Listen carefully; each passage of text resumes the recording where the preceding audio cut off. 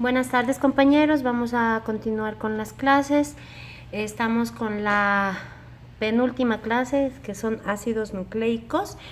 Vamos a ver que hay muchos estudios, pero los más importantes es que Meischer hizo el primer estudio, pero estudios posteriores demuestran la existencia de dos tipos de ácidos nucleicos.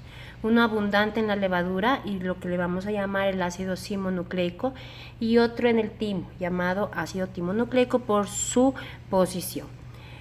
Pero vemos que posteriormente la composición del ácido simonucleico es por ribosa y por eso se llama ácido ribonucleico, le da el nombre de ácido ribonucleico, RNA, y el timonucleico contiene desoxirribosa y lo llamamos ácido desoxirribonucleico o ADN o DNA. Entonces, los ácidos nucleicos son biomoléculas. ¿Qué es lo que más importante en su función? Es almacenar y transferir información genética.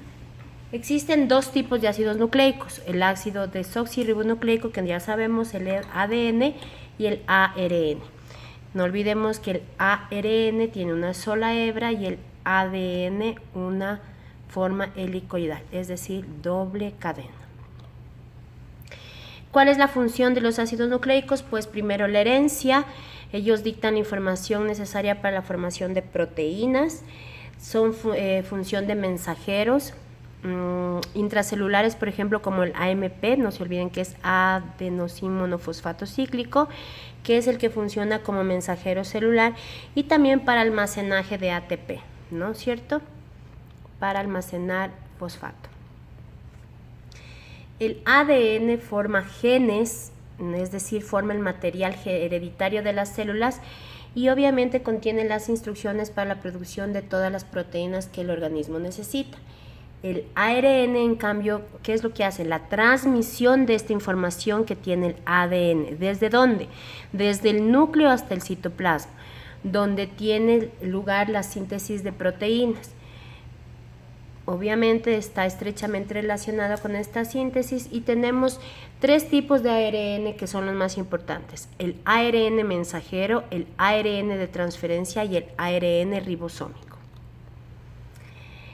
Una cosa importante es que en las células eucariotas el ADN se encuentra principalmente en el núcleo, pero también se encuentra en mitocondrias y en los cloroplastos. El ADN que encontramos en las mitocondrias y en los cloroplastos es igual al ADN de las células procariotas.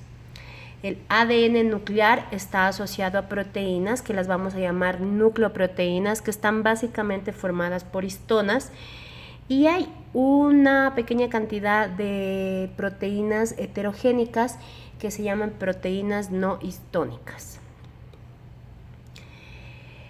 Esto es una información que quiero que conozcan: es que mucho tiempo se creyó que el ADN de las células procariotas no estaba asociado a proteínas, y lo que le llamábamos un ADN desnudo y que se encontraba disperso en el citoplasma. Pero la verdad es que ahora sabemos que este ADN de las células procariotas está asociado a proteínas no histónicas y que forman una condensación llamándole nucleoide, que a diferencia del núcleo no contiene envoltura. En los virus también hemos visto proteínas básicas asociadas a ADN. Aquí quiero que vean cómo se ve microscópicamente el DNA de una Escherichia coli. Bueno, vamos a hablar entonces, una vez que ya hemos hablado de las generalidades, vamos a hablar de la conformación de estos ácidos nucleicos, y tenemos a los nucleótidos. Los ácidos nucleicos están formados por nucleótidos. Los nucleótidos están formados por una base nitrogenada, o una purina de doble anillo, o una pirimidina de anillo simple, por una azúcar ribosa o desoxirribosa, ¿no es cierto?, que es la ribosa en el ARN, la desoxirribosa en ADN, y el grupo fosfato. Entonces tenemos una base nitrogenada, un azúcar y un grupo fosfato. Los monosacáridos que van a estar conformando estos ácidos nucleicos es la ribosa, que es una aldopentosa, que forma parte de las sustancias orgánicas como el ATP y el ARN, y la desoxirribosa, que deriva de la ribosa. Pero ¿por qué se llama desoxirribosa? Porque le falta el grupo alcohol en el carbono 2, como vemos aquí, y forma parte del ADN. Estas son las bases nitrogenadas del ADN: guanina, citosina, adenina y timina. Por favor, es del ADN. Y lo que nos damos cuenta es las bases nitrogenadas del ARN. Vamos a cambiar la timina por el uracilo. Vamos a ver entonces que primero la unión de la base nitrogenada se une ¿con quién? Con la pentosa. Aquí está la base, aquí está la pentosa.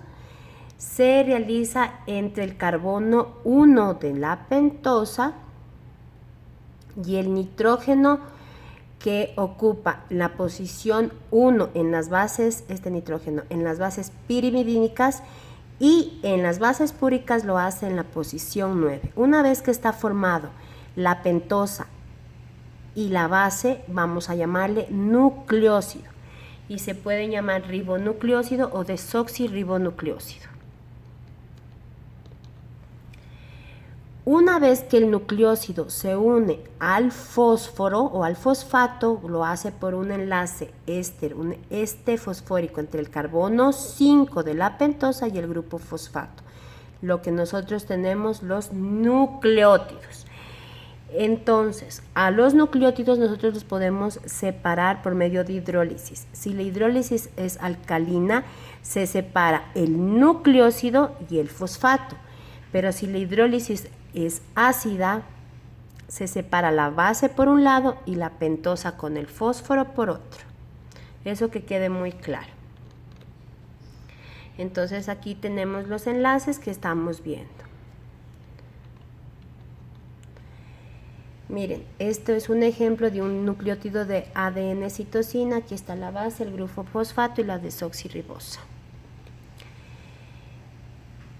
Entonces, los ácidos nucleicos están formados por cadenas de nucleótidos que están unidos por enlaces covalentes, eso es importante, entre la molécula de azúcar de un nucleótido que está en el carbono 3 de la ribosa, la desoxirribosa, y la molécula de fosfato del siguiente nucleótido, por favor. Entonces, vemos que la unión es el azúcar de un nucleótido con el fosfato del siguiente nucleótido. Y este fosfato está unido al carbono 5 de la pentosa. Estos enlaces se llaman uniones o puentes fosfodiéster. ¿Por qué? Porque el fosfato está unido por una unión éster-fosfato al azúcar del nucleótido y por otra unión equivalente al azúcar del nucleótido que lo precede. Entonces ya sabemos, aquí tenemos una unión fosfodiéster, el fósforo está unido a las pentosas como ustedes ven.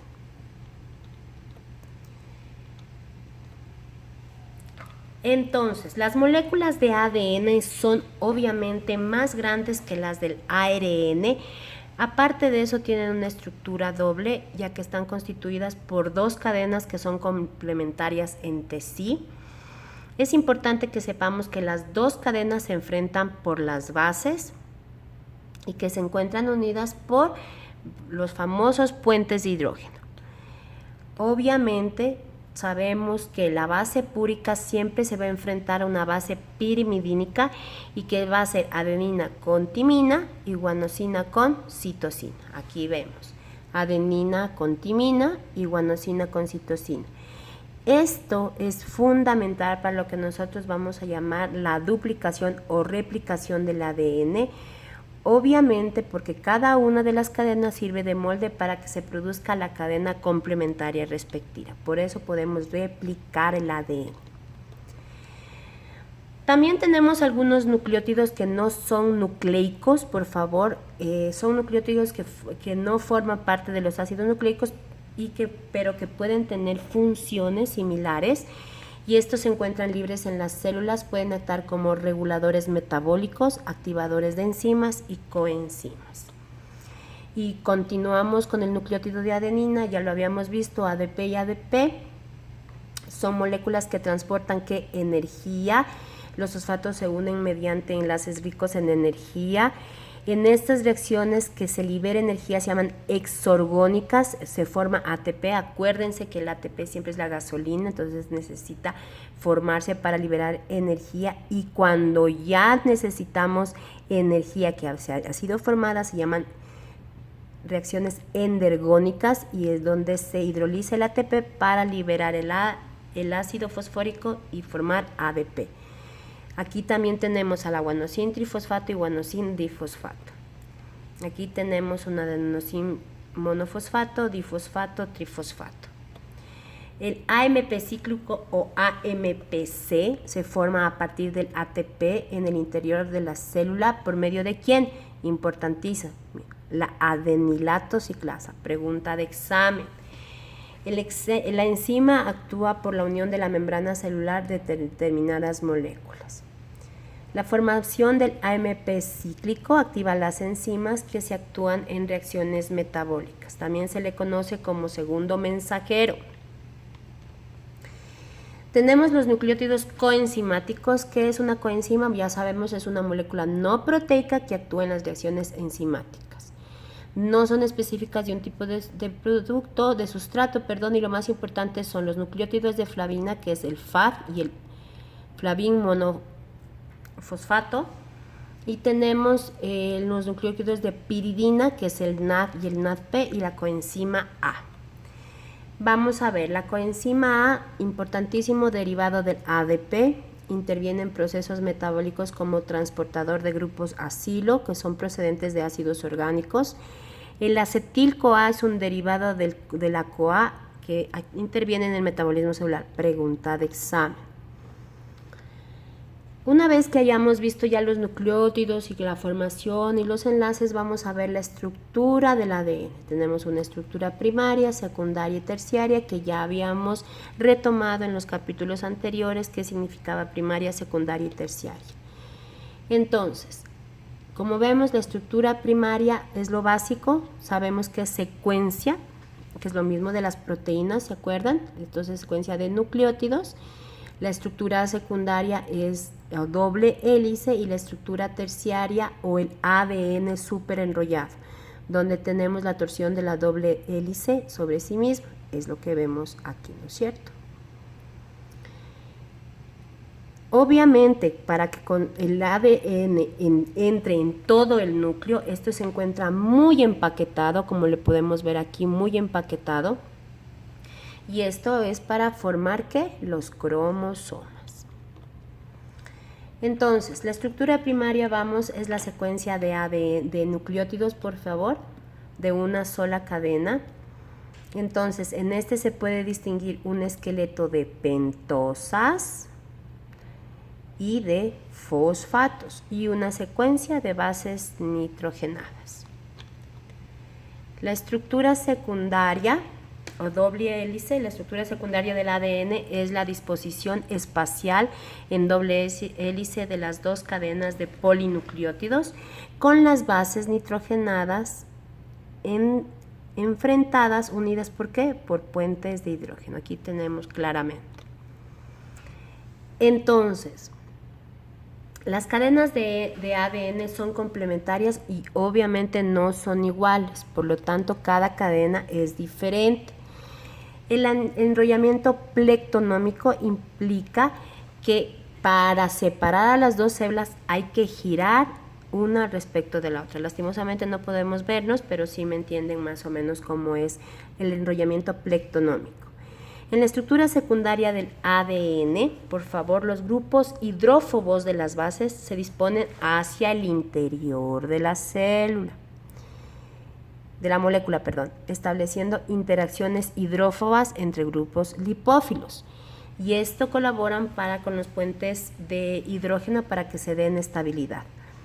Obviamente, las pentosas y los fosfatos que tienen la carga negativa están en el exterior. Entonces, hasta el interior están las bases y hacia afuera están las pentosas y los fosfatos.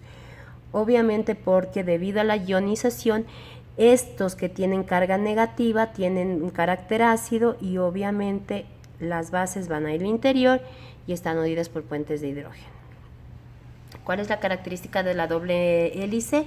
Es que son dos cadenas polinucleótidas unidas entre sí, son antiparalelas, son complementarias, están estabilizadas por puentes de hidrógeno entre bases nitrogenadas, es enrollada en espiral alrededor de un eje imaginario.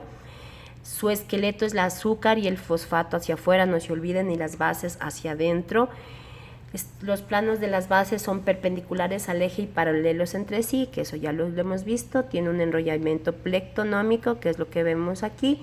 Gira en sentido dextrógiro y, por favor, 10 pares de nucleótidos hay por cada vuelta.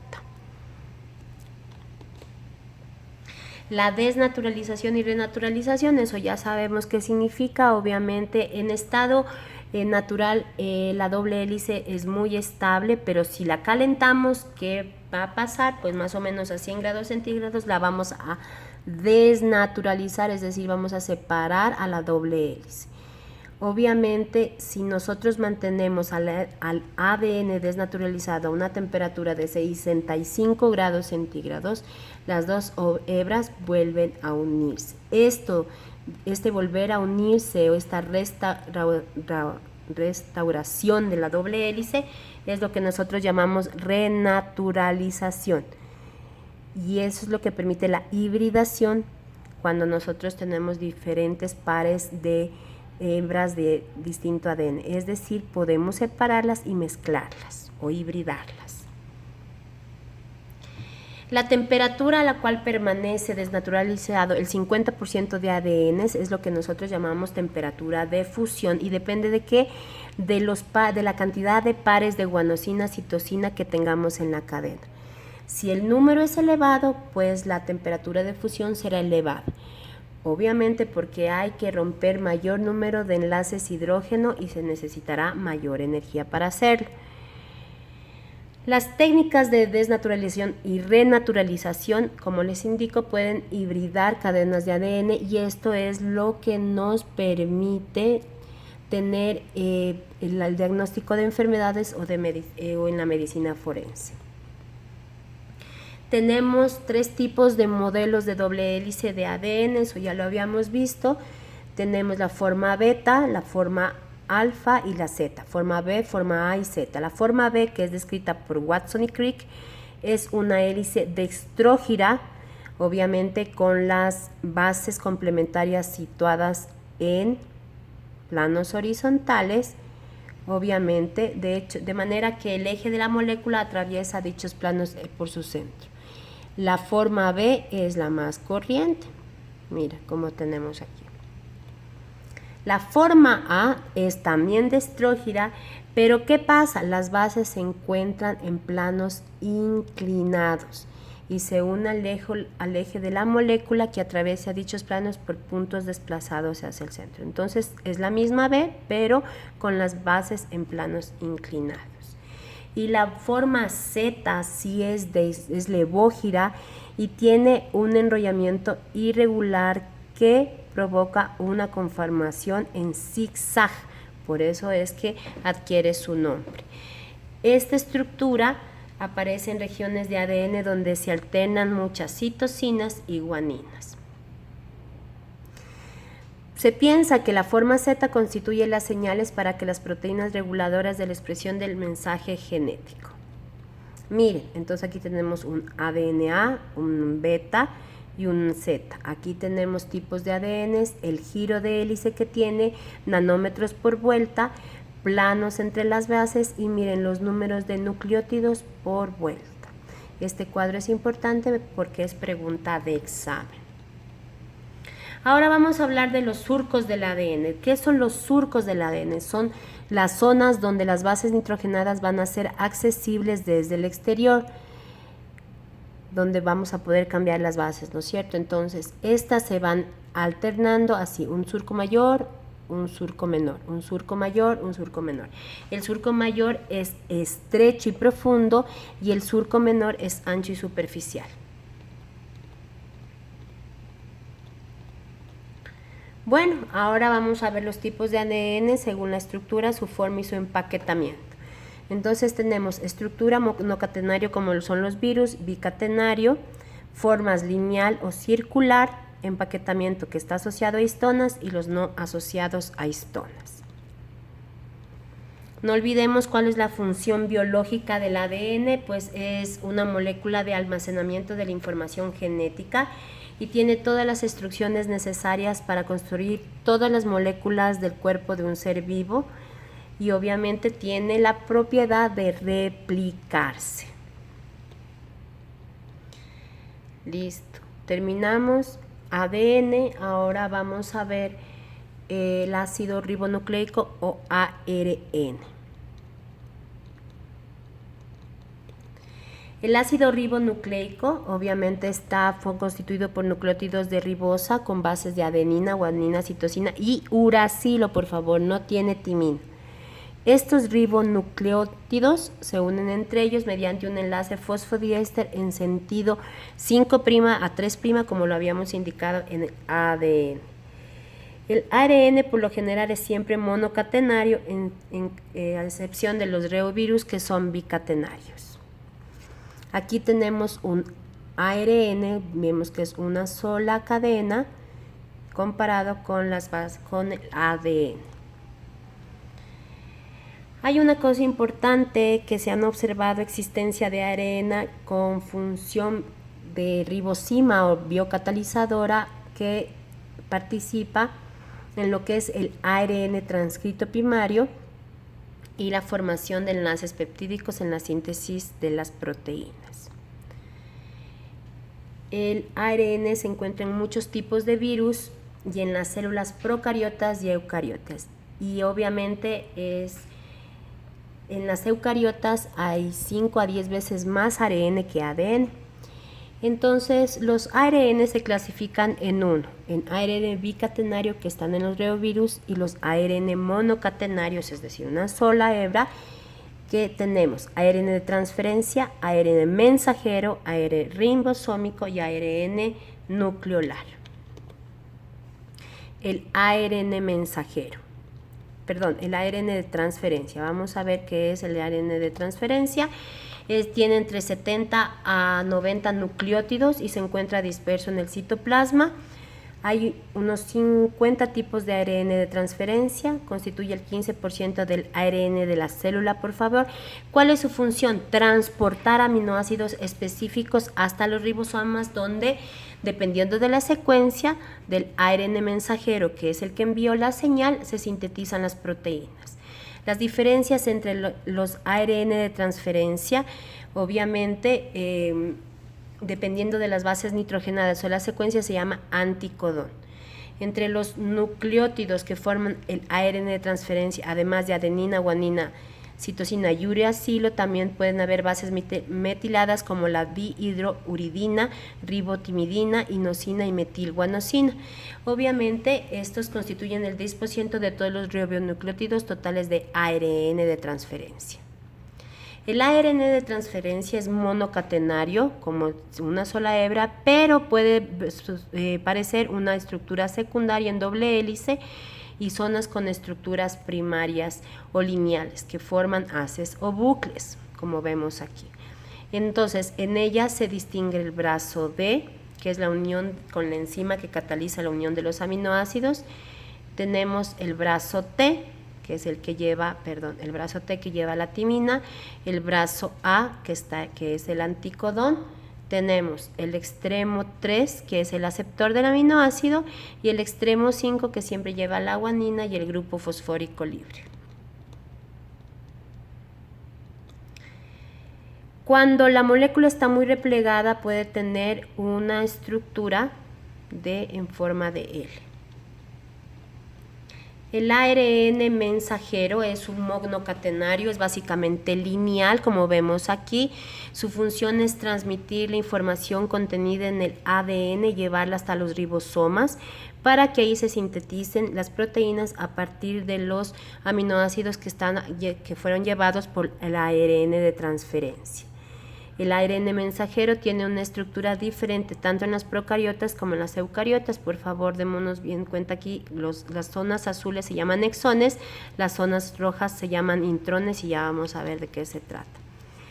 Hay un ARN mensajero eucarioto, por favor, que tiene que presenta algunas zonas pocas en doble hélice porque necesita complementar las bases en diferentes segmentos y zonas lineales, y es lo que nosotros llamamos lazos en herradura.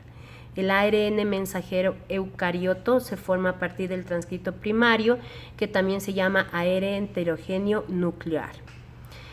Este posee una serie de segmentos con información llamados exones, como vemos aquí las zonas azules, alternados con los intrones, que luego que son suprimidos y no aparecen en el ARN mensajero.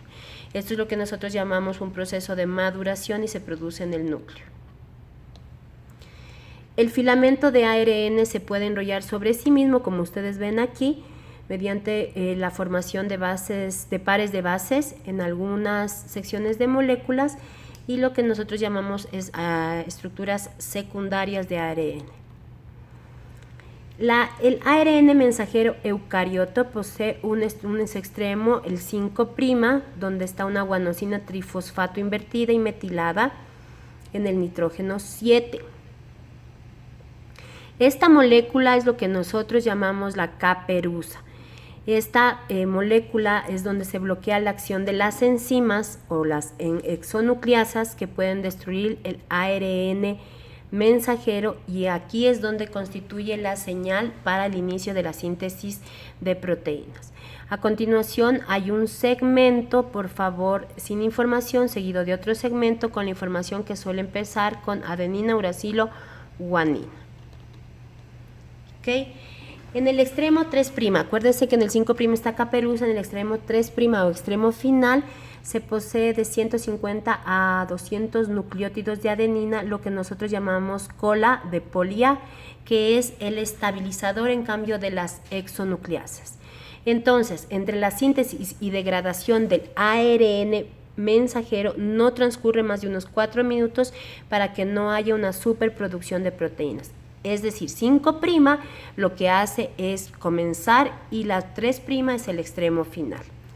El ARN mensajero eucarioto es monocistrónico, es decir, que solamente tiene información para una cadena polipeptídica. Aquí tenemos, como vemos, tenemos la caperuza, tenemos la parte que no tiene información, la parte que tiene información, la parte que no tiene información, y acá tenemos el 3' o secuencia final.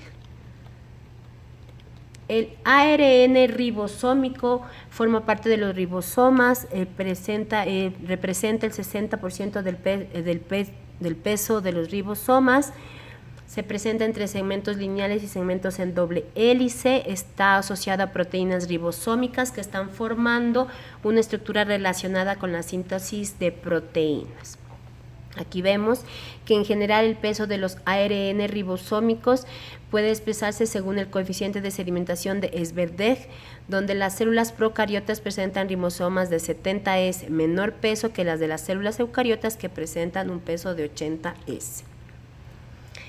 El ARN nucleolar, recordemos este es ribosómico, el ARN nucleolar forma parte, como su nombre le dice, del nucleolo, forma a partir de diferentes segmentos de ADN, en los cuales uno se denomina región organizadora nucleolar.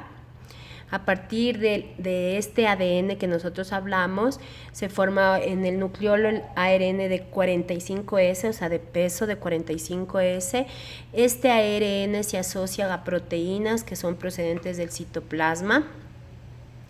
Obviamente se añade un ARN de 5S, también está asociado a proteínas y que son sintetizados fuera del nucleolo, es decir, en el nucleoplasma a partir de otro segmento de ADN. Y a partir de esos dos, obviamente se forman dos subunidades más ribosómicas, una de 40S y otra de 60S, que atraviesan la envoltura nuclear. Hay un ARN pequeño nuclear, que es un quinto tipo de ARN. Obviamente depende de su tamaño, que es pequeño. También se le denomina ARU por su elevado contenido de uridina. El ARN pequeño nuclear se une a proteínas del núcleo y hacen ribonucleoproteínas nucleares, y obviamente lo que hacen es proceso de eliminación de intrones, es decir, el proceso de maduración del ARN mensajero. Obviamente lo que vamos viendo es que poseen una secuencia complementaria con los extremos de intrones. ¿Cuáles son las funciones de los ácidos ribonucleicos? Es transmisión de información genética desde el ADN a los ribosomas, conversión de secuencia de ribonucleótidos de ARN mensajero en una secuencia de aminoácidos y almacenamiento de la información genética. Sabemos que es la transmisión, obviamente la conversión y el almacenamiento. Aquí tenemos la diferencia entre ADN y RNA, donde tenemos el ADN, cadena doble, simple, las bases, la una pentosa es desoxirribosa y la otra es ribosa, es una macromolécula, es DNA, el núcleo. Y obviamente una cosa importante es que las enzimas, no olvidemos que las ARN polimerasas que vienen a partir de un gen de ADN, es decir, una secuencia de nucleótidos, ¿no es cierto?, sintetizan a las bases y hacen que se forme el ARN mensajero, donde esto se llama transcripción. Este ARN llevará a los ribosomas y obviamente conversión de la secuencia de nucleótidos. Entonces aquí una transcripción, la otra se llama traducción, en donde el ARN mensajero que ya está llevando la información, esta información genética, pues es transmitida por los ARN de transmisión. Y el almacenamiento de la información genética que se da por medio siempre por ADN, pero algunos virus no lo tienen y lo hacen en ARN. Muchas gracias, compañeros, esta es la penúltima clase. Y pues el día de mañana recibiremos la última clase para ya el día próxima semana concordar para el examen tercer parcial.